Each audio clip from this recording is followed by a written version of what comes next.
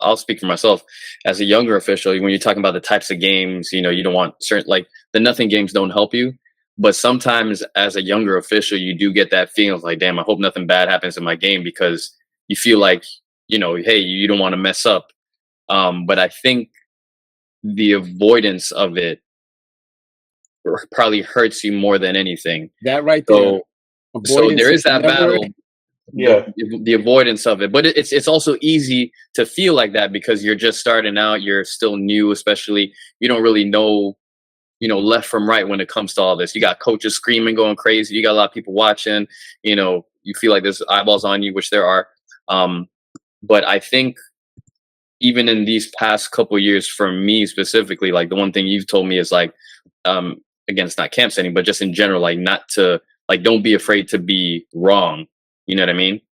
Because especially when you're at camps, like, I think clinicians will see that, okay, maybe we had to give this coach a tentacle and they got out of control, but at least I could see they were trying to do the right thing to rectify the situation. Even if you had the bastard game, like you said, and there's a fight, well, they were trying to, they got like 80% of the tests right. They didn't get like these 1, 2, but we could work with that.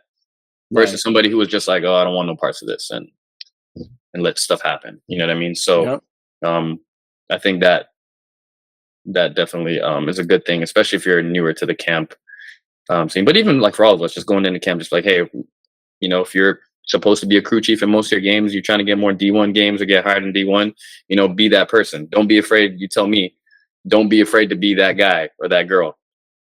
Yeah, don't it drives, I don't like, when I go to camp, I don't like avoidance. I don't. It drives me crazy. And what does that mean? That's like, it ain't my problem. It's my partner's problem. You should be in a mindset of, how can I help my crew?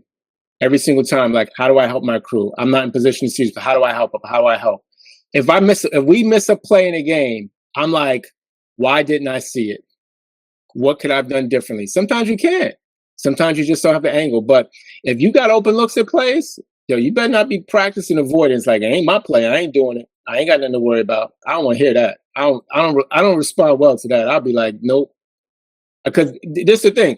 When you practice avoidance, officials know who you are. They're like, yo, dude, I don't want to work with them anymore.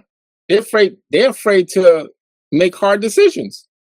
And they're like, I can't trust them in the hard times.